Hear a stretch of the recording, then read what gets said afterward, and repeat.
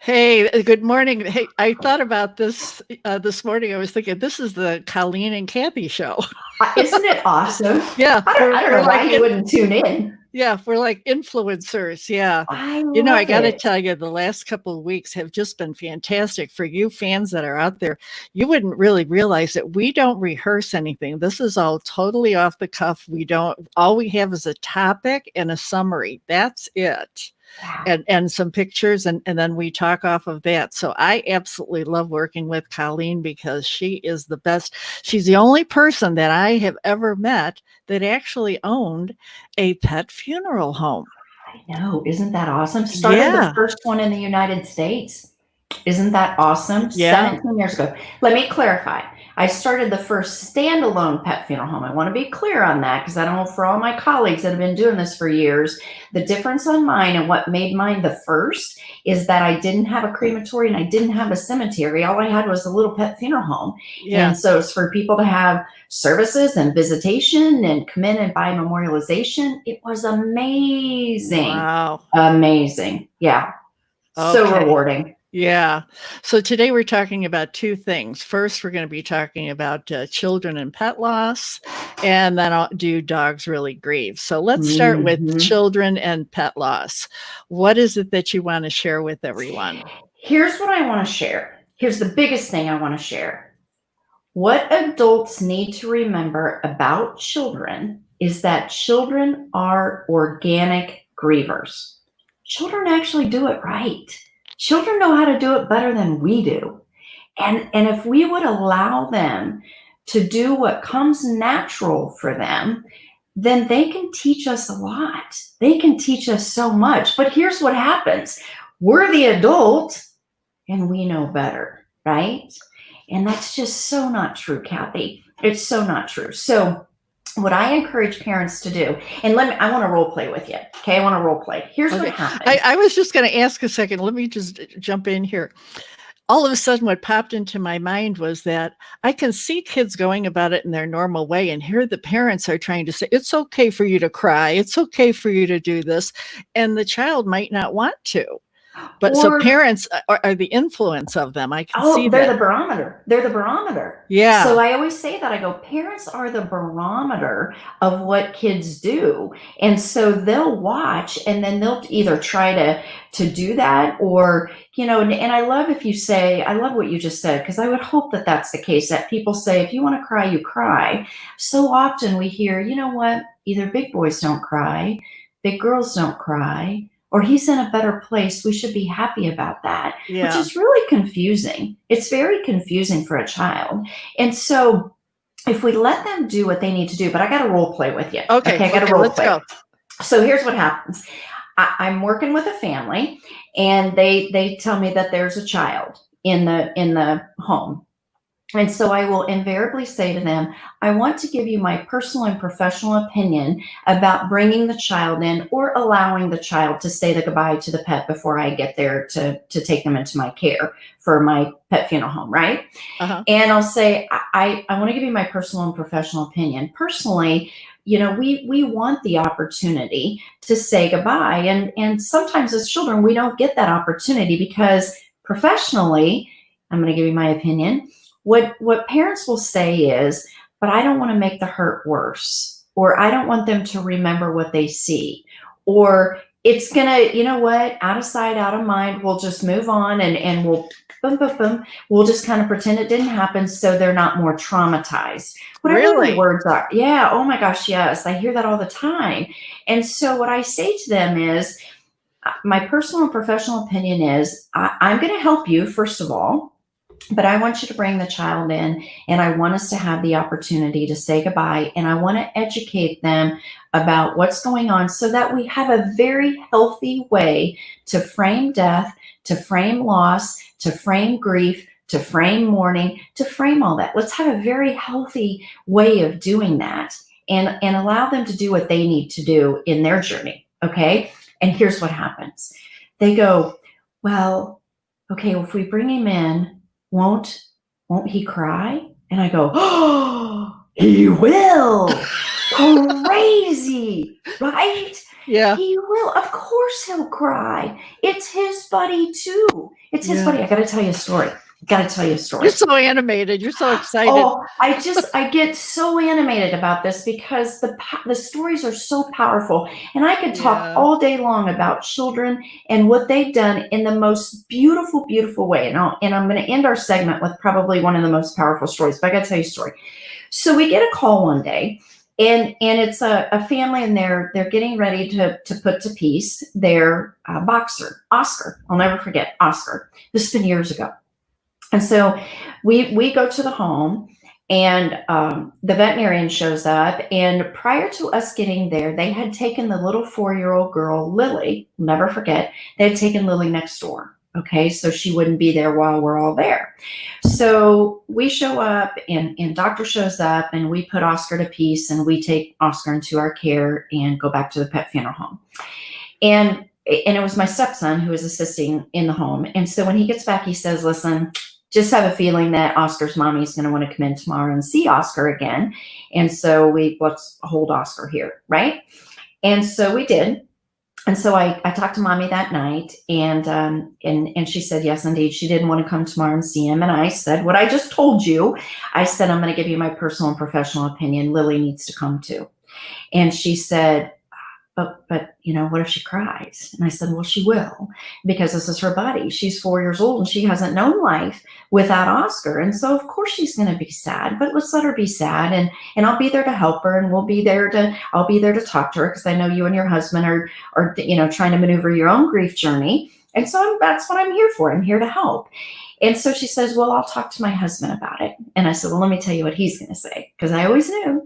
I said, he's going to say, let's just leave well enough alone. She's fine. We don't need to do that. Okay. And so we make the decision that she is going to bring Lily in. And then she says to me, oh, Kathy, you're going to love this story. She says to me, well, what am I supposed to tell Lily? Because I've already told her that Oscar's gone to heaven. And I said, well, let's do this. I said, why don't you tell her when you hang the phone up, why don't you tell her you just got off the phone with God? I'm so sorry. I always apologize. I'm so sorry. I said, why don't you tell her you just got off the phone with God, and God called to tell you that the angels were backed up in the wing making department. So Oscar didn't actually get his wings today because the angels were too busy. And I said, let's try that. Let's see what happens. So yeah, how cute. I said, call me back. So she goes in and she talks to Lily, and she calls me back, and she said, first of all, my husband said exactly what you said he would say. And I said, well, I knew he would. And I said, so what happened when you went in and told Lily about the angels being backed up? And she said, she looked at me and she grabbed her purse and she said, good, mommy, because I didn't get to say goodbye. So where will we go? And she was just very matter of fact. And so when she came in, let me tell you what I do with the kids. When she came in, those little sample lipstick things that you get, like at the Clinique counter, the little or whatever. dinky ones. Yeah, the little dinky ones. They break off every time you use them. But anyway, it's a nice concept. I always kept a whole supply of those in one of my visitation rooms. And so when Lily got there, I gave her one. And I said, we're going to go in and see Oscar. And I said, you can pet him and you can kiss him. In fact, I brought some lipstick for you if mommy's okay with it. And I said, you can put the lipstick on, and that way he's got lipstick kisses all over his little head. And she just had a blast. Now, here's what else happens. Here's the beautiful part of children that we need to recognize. Children dose themselves. They dose. Okay. And here's what that means. Adults, we just stay right in there. We just stay in. Okay. And if it's sad, man, we just hang in there. Well, kids will go in, and I've watched it play out a bazillion times. They go in just like Lily did. We went in, she kissed his head. She cried, she hugged him. And then she looked up and she said, Miss Coleen, I saw all the books out front. Can we go look at the books? And I said, most certainly, let's go look at the books. So we went out and looked at the books, and we looked at the books. And then she said, can I go see Oscar again? I said, most certainly. So we went and saw Oscar again. And then she cried and she cried and she cried and she kissed him some more. And then she said, Miss Coleen, I saw that there's a bucket of tennis balls out there. Can I go get a tennis ball? I said, well, absolutely. So they go in and out. They go in and out. That's how they do it. And they're just beautiful and priceless with it. Yeah. Beautiful. And here's what else we need to know as adults. We need to answer their questions truthfully. Yes. Okay? Right. Yeah. Truthfully. Yeah. And I heard this yesterday. I sat in on a Brene Brown webinar, which was, I have such a girl crush on her. Oh, Me too. I really like her. Yeah.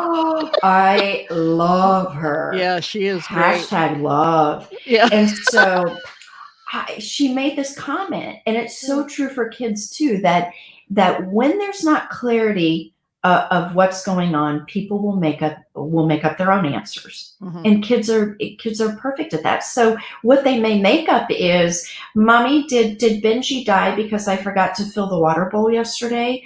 Did Benji die because I was bad on Tuesday? They because we haven't been truthful about why Benji died. And here's the other thing, parents, use the right words.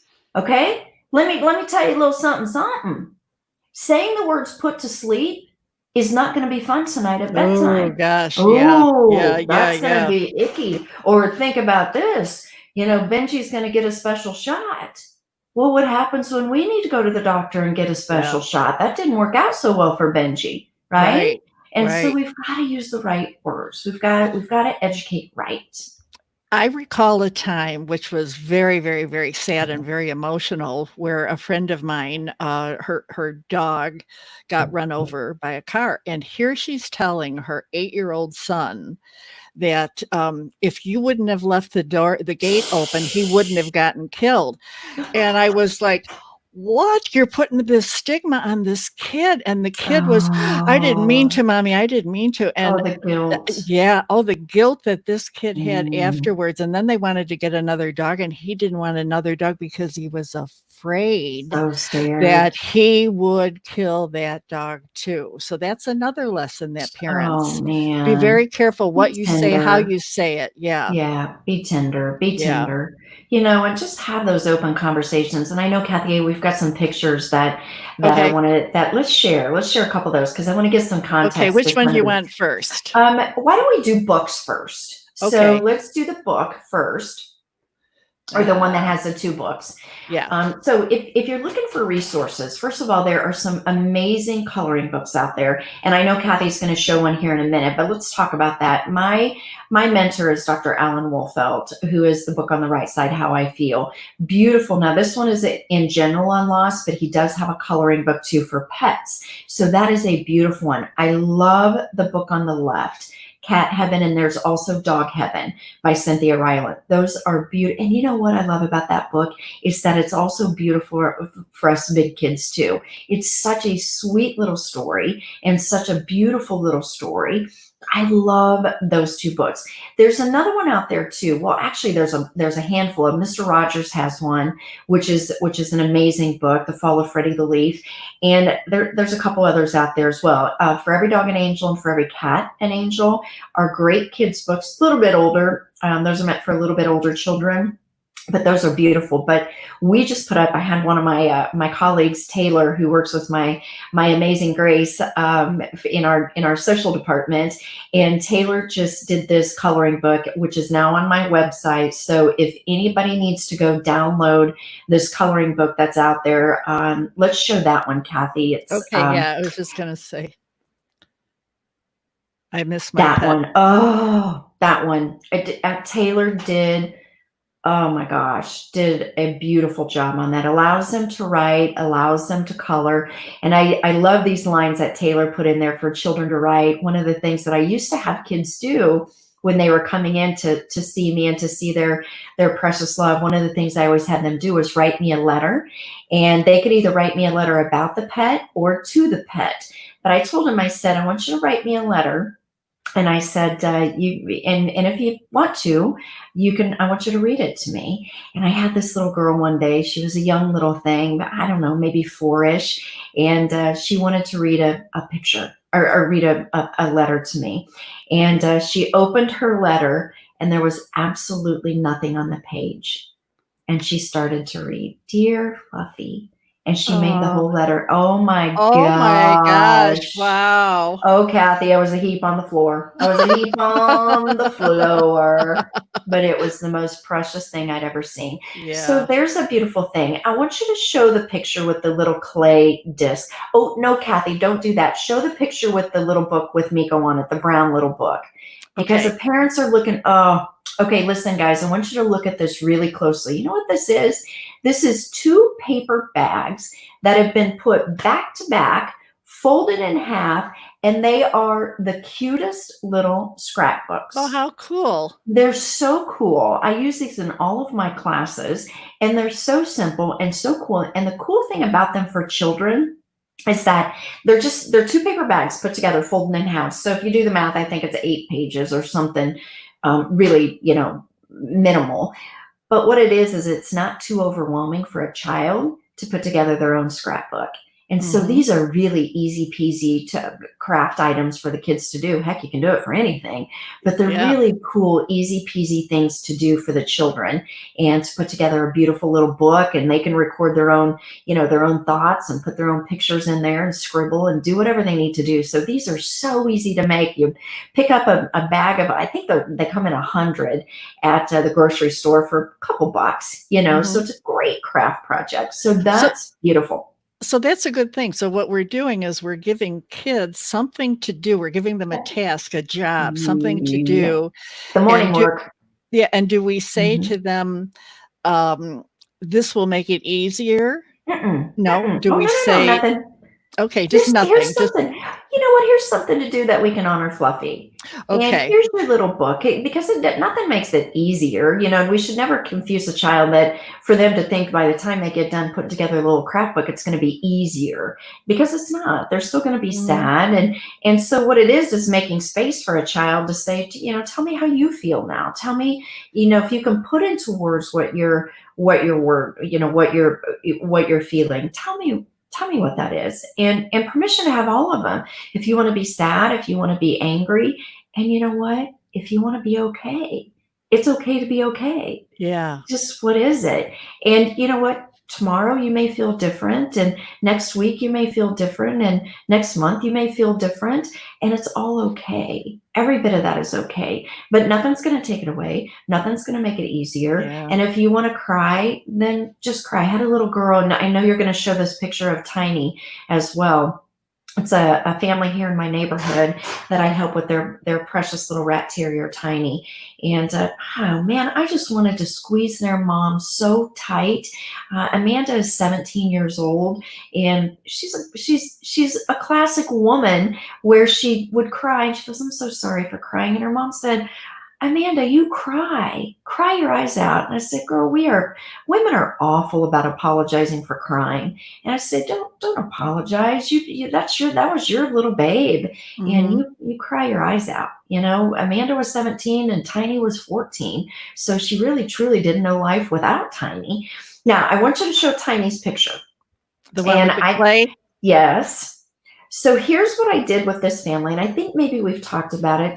Tiny's deceased here. And first of all, to the right, you can see what appears to be a stuffed animal, and it is. It's a big old stuffed bear that apparently little Tiny, the bear was huge, by the way, and little Tiny would still carry that thing around. She sounded like she was really sass bucket. And so she would carry that big, huge bear around, and it was her little buddy. But I want you to look at that clay piece. And on that clay piece, what I had Amanda and her brother Alex do is I had them both put their thumbprints into a piece of clay so that when Tiny went to her next journey of her final arrangements, which were cremation, Tiny took something with them. Yeah. And it was their individual pieces, which are their thumbprints, right? No two thumbprints out there are alike. And so Tiny took the two things that each of them had that was unique to them.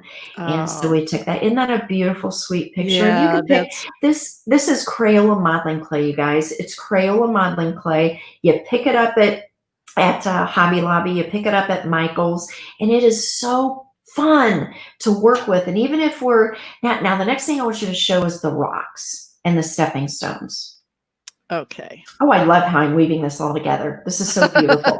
Oh my God. Sometimes a plan comes together, doesn't it, Yeah, Kathy? yeah, it does. It does. It does. Okay, so look at this. See Sasha's rock?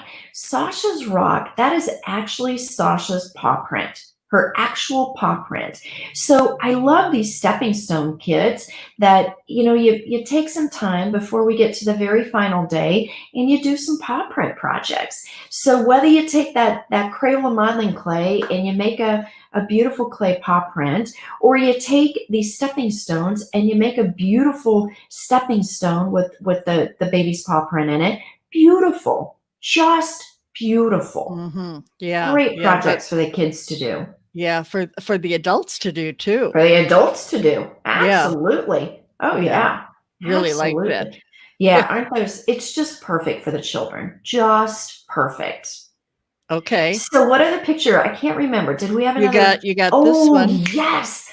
Oh my gosh. This is one of my most favorite stories. And this was a gazillion years ago that I helped this family, but it made such an impact on me. So, Cherokee, big Cherokee there, the St. Bernard, bless her heart, died in the backyard on a Friday evening after Daddy got home from work and let her outside. And I think she was 13 years old, which we all know for a St. Bernard is got off the charts. And so she died in the backyard, and she was the classic words. Okay, mommy and daddy called her the firstborn. Forrest, who's the young man there, Forrest called her big sister. So it was all the words, that Cherokee was a part of the family. And when Cherokee died, it absolutely rocked mommy's world. Just rocked mommy's world. So much so, oh, I love this. You know the clay paw print we keep talking about? Yeah, right. So she actually took that to her tattoo artist, and Big Cherokee's paw print was tattooed on her heart. Oh my gosh. Isn't that delicious? Oh my gosh, I love that. I love it. I love it. I love it. So she rocked their world. But when Forrest came to me, because mommy and daddy were maneuvering their own grief journey, and Forrest came to me and he said, I want to do something for Cherokee. I said, okay. I said, what do you want to do? Well, the first thing he wanted to do, he said, can I go to the shelter? Can you help me? And I want to go to the shelter and I want to walk he called them the poor doggies. He said, I want to walk the poor doggies and I want to, to help out and because I know how to walk a dog. I want to walk doggies.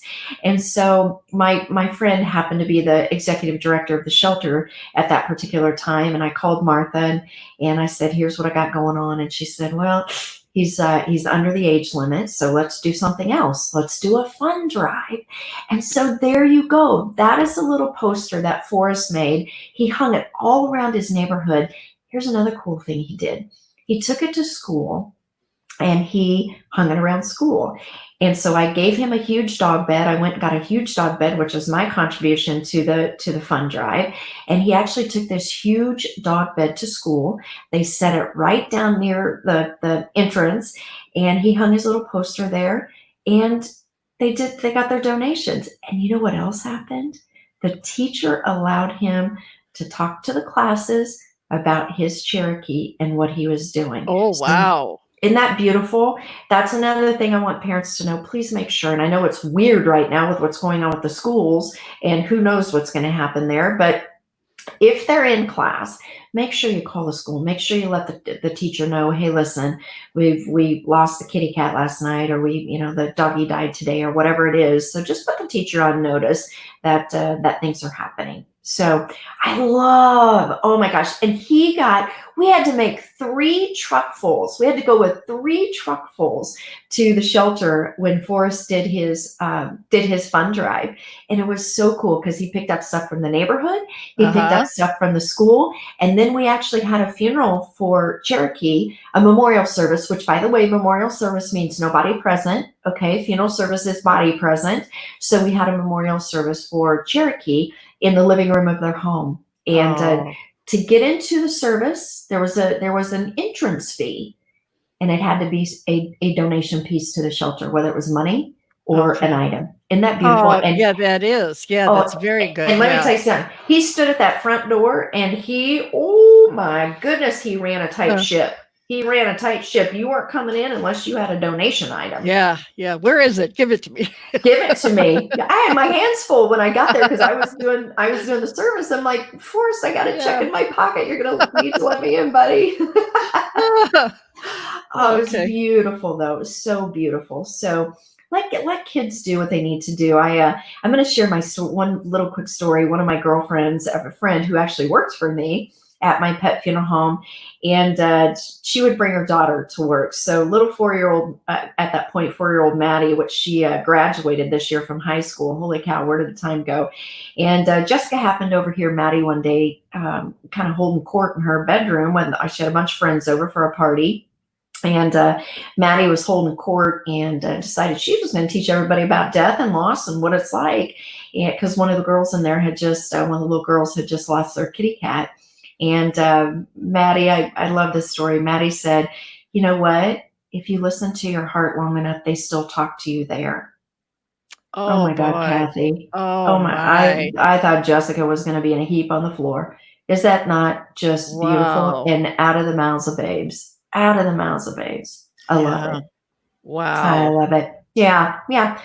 What do you think? What else should we talk about on that subject? Because I get so wound up. I just need to, I'll stand back a minute. What do you think we need to talk about on that? Well, I think we've covered quite a bit, and we've got so many other shows that we'll be doing. Let's go to the next subject about do dogs grieve? Yeah, do they really grieve? Well, we can say pets too. So yeah, but we're gonna go because we're a dog connection. We're dog connection. So yeah, no, pets is fine. yeah. And I want you to show the picture of Ellie and Harry. And actually, this is really appropriate right now because Harry just died 2 years ago. So I'm honoring my big boy today in our episode. But what I want you to know about this picture is, first of all, Harry's been home 2 days with me by this point. Okay. And now it's time for me to take him over to my pet funeral home, and it's time to get him to get ready for his next final arrangement journey. And actually what's going to happen at the pet funeral home when I take him, because my husband at this particular juncture wasn't in town, and this is a Thursday, and Harry died on Tuesday. So this is a Thursday. So we are taking him over, and my little pet funeral home is going to hold him until husband gets into town on Friday. And then Saturday we went in and had our own visitation as a family. So please know, I want anybody that's on this show watching, I want you to know that is your prerogative to ask your final arrangement facility to ask them to hold and to keep them until, you get home from a business trip or whatever the case may be, or you just want another opportunity to say goodbye. And what I love about this day is when I got him in there, I love my people. I love pet people because they were all in there. We had a bottle of champagne. They all did a toast to, and they had renamed him. I called him Big Harry. They called him Prince Harry because he came to the funeral home every day and he did work. He was in his temporary grief therapy vest, and he was an amazing grief therapy dog. Amazing. Oh, can I show his picture? Yes, there's my boy. Oh my gosh. Look at those eyes. And you know what's interesting about him? He was running the streets in the town that I grew up in Western Kansas, running the streets, probably 4 years old. And I approached him, which I generally do. I approach strays, and I'm sure there's people on here going, well, you watch yourself. I know, but I'm just, if there's a stray, I'm going in. Yeah. And so I happened to see those eyes, and it was planes, trains, and automobiles, and to get him from Western Kansas to my home in Indianapolis, but we got him there.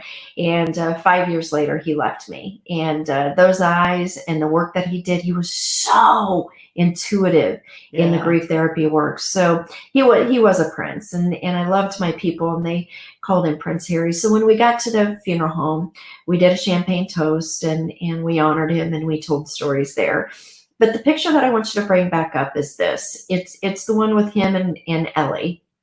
And these two were buddies. In fact, I got to tell you now Ellie's story. The day I drove my mom, God love her, for my entire life, she has been the one that has allowed me to keep strays and has gone the distance with me to do whatever with my animals. But I begged her. He was in a shelter in Western Kansas. And I said, Mom, can you spring him? Can you frame him for me? Drive him to Kansas City. I took a one-way flight from Indianapolis to Kansas City. She dropped him off. I loaded him in the car and I drove him 9 hours back to Indianapolis. But I told Ellie that morning when I left, I said, when mommy gets home tonight, I said, I'm gonna have another doggy with me. And I said, I need to make sure that you help me. And I need to make sure that you help me welcome him. That my little Crisco, I know we've already talked about him, who is oh my God. I had to take him out of the house for 2 days because I knew he would just be, he was the alpha and he was awful, just awful. And awful in a good way. And I loved it. But Ellie was my Tinder soul. And so that night when we finally landed in Indianapolis after a full day of driving, it was about midnight. And Ellie was there at the back door and she greeted him. And from that day forward, she was his buddy. Mm-hmm. And so here I am. I've loaded him up and we're ready to take Harry to my funeral home. And Ellie got up in my vehicle and laid down just like you see right there. She's like, nope, Mama. You're not going without me. Not going without me. This is my buddy. So here's what I want y'all to know. Pets like their pack. Okay. And I'm sure we've got some trainers and some folks on here that can talk or can dispute pack mentality. But I say pack because of them being like kind. Okay. So that's my definition. And they do things. I think they're very intuitive. First of all, I think they have their own communication. Second of all, I think many times they probably already know when there's something bad getting ready to happen because they're just so intuitive. They communicate on another plane and in another way that allows them to sense and to feel. I mean, how many stories have we heard about animals? And Harry was one of them. It could be crystal clear outside.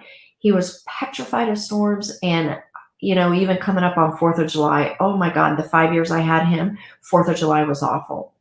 But it could be crystal clear outside and he would start acting out and it's like there's a storm coming somewhere and he knew it. So they're very intuitive, right?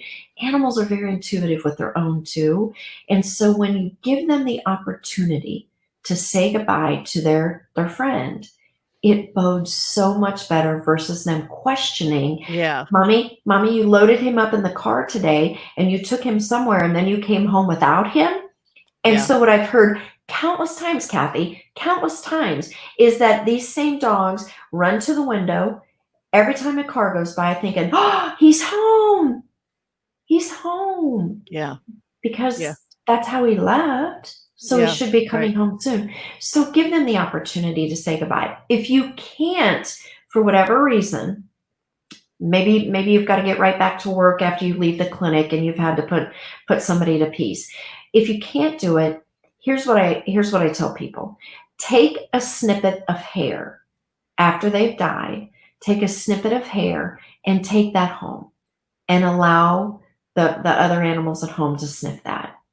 Okay? At least they do so much with their noses, right? Yeah. Let them sniff. Let them smell what's happened. And that generally is a beautiful second to the first, which is actually seeing and saying their bye-bye. Okay. It gets so involved. And I think not only do dogs are they grieve over other species too. It doesn't have to be another dog. It could be a cat. It could be a rabbit. It could be a bird. And there's a video I wanted to share with everyone, which is it's the service dog of George W. Bush and what happened after he died. And there's an explanation about it. So I thought it was pretty good and appropriate for us to show now. So here we go, folks.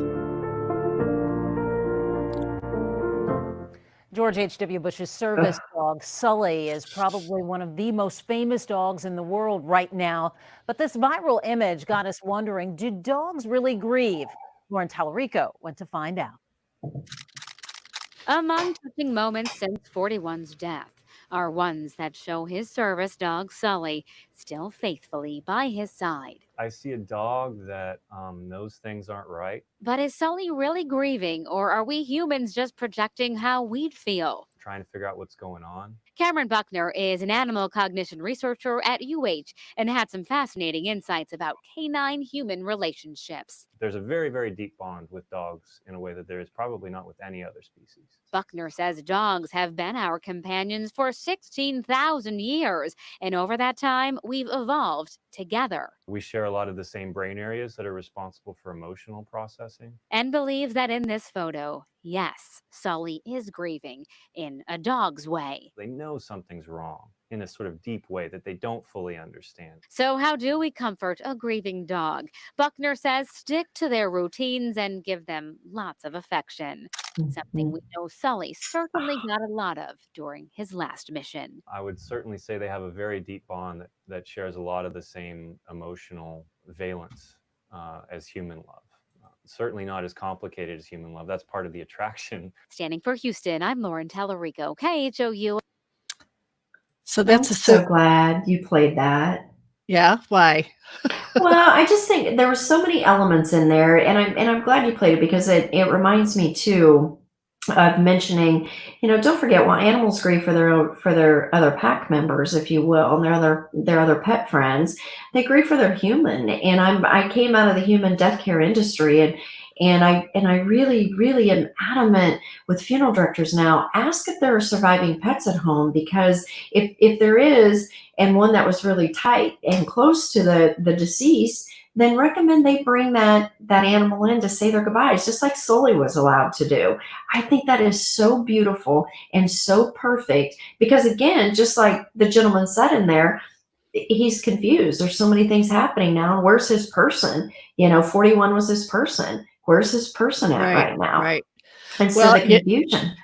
I have to say that one of the things that bothers me the most when I see a post about a dog that goes into a shelter and they're trying to find a home, where they say owner has died and they don't know what to do with that dog, so they just want to adopt him out. Well, that's not the process. What would be the greatest process for them to follow in a shelter if that dog just came from a home where they lost their owner? Let's say they had been with them their entire life and the dog is grieving.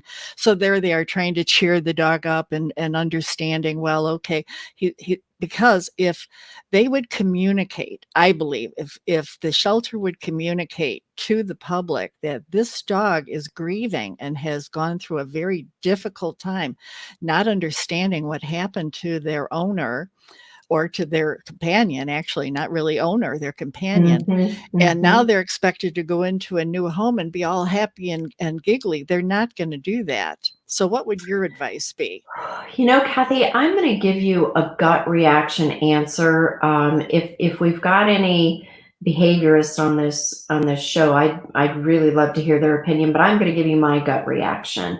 My gut reaction on that, if I was a shelter worker and I knew that the animal coming in is coming from a home where their human has died, one of the first things that I would probably ask for is to have them come into that shelter with a piece of clothing from the deceased person. So at minimum, we can allow them to still have the comfort and the familiarity of the smell.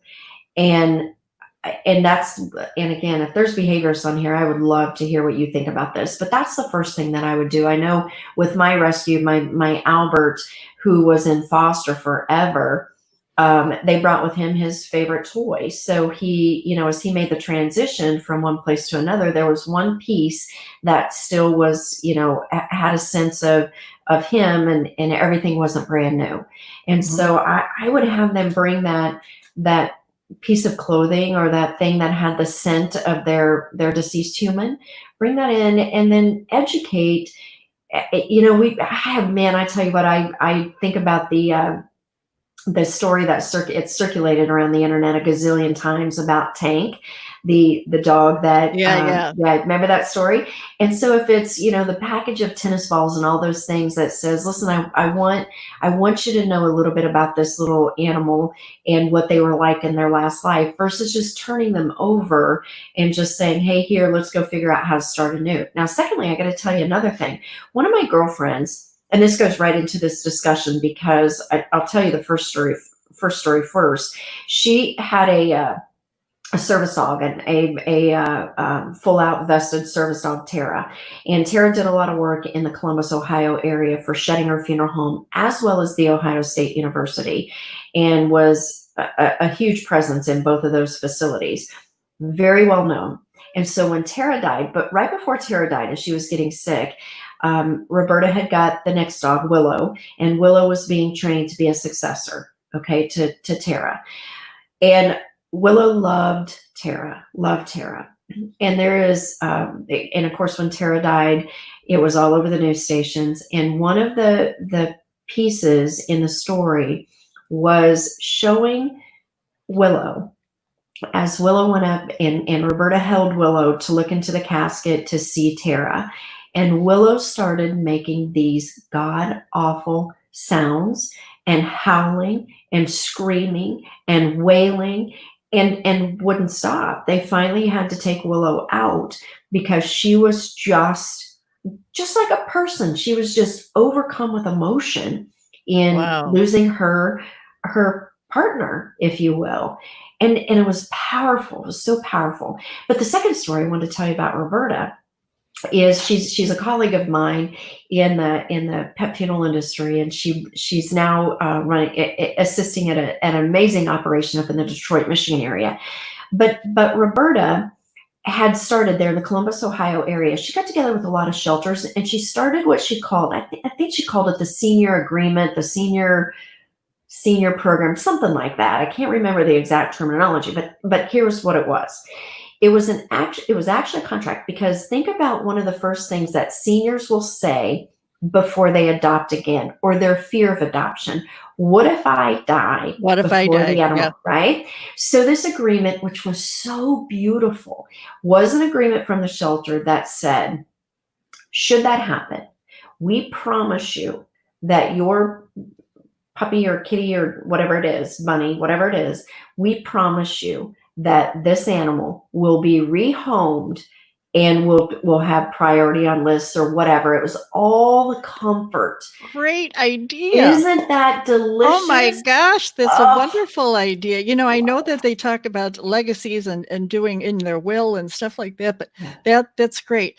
A lot of shelters will say that the dog will always come back to us, but that's not always the case, because people don't know that. If you have an agreement that goes in your important papers, so that whoever is handling, I love it. I love it. Yep. And think about it for a senior. I mean, a lot of times that's the sole reason they have to get up in the morning, right? That's me. Take I mean, they get you up. You got to go potty. We got to get fed. We got to have a reason. But my in-laws have a kitty cat, and everything in their schedule revolves around Shelby. It's just it's a major part of their day, and so getting animals and seniors, a lot of times they're not up for the puppies. And kitties. Oh gosh, it's funny, because my brother and sister-in-law, they got a puppy, and I'm 74, and my brother, I think, is 76, and they got a puppy. They've got a lot of issues with it right now, so that's really a funny story. Oh, I can't. Can you even imagine the antics in their house right now with a baby? Oh, well, you see, right now I have Charlie, and Charlie, he's going to be 14 in December. And it's funny how when you get older, you get so patient. It's like, and more attentive. I think older people that get pets, especially for the first time, it's like a whole new world for them. Because here's this being, they don't have to go to work. We don't have to do anything. All we have to do is spend time with the dog. And if that dog, Charlie's a Velcro dog. So no matter, so no matter where I'm at, I know he's always going to be there. But when I watch him now, I say, okay, honey, let's go. In the past, it used to be Zoom, let's go. Now it's, and I say, I totally get that, Charlie. Take your time, baby. Take your time. Because I'm doing the same thing. It takes us a little longer to get in to go. And we all come with those moans and groans, and he does it too. I love it. Oh my God, I love it. Now, the next area that I want to talk about, and this is I'm going to read this, and I don't want anybody to get overwhelmed because I'm not going to show any gory pictures or anything, but I was so taken back by this that I want to read it so that people can hear with this. Okay, this is from Jack and Mark Taylor.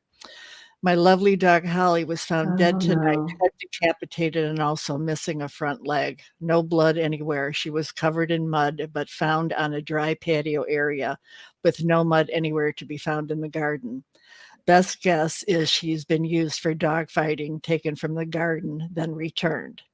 Police have been informed. I've taken her to the vets tonight to be cremated. Worst thing was being asked by the police to take pictures of her and her injuries so they can pass all information on to the RSPCA.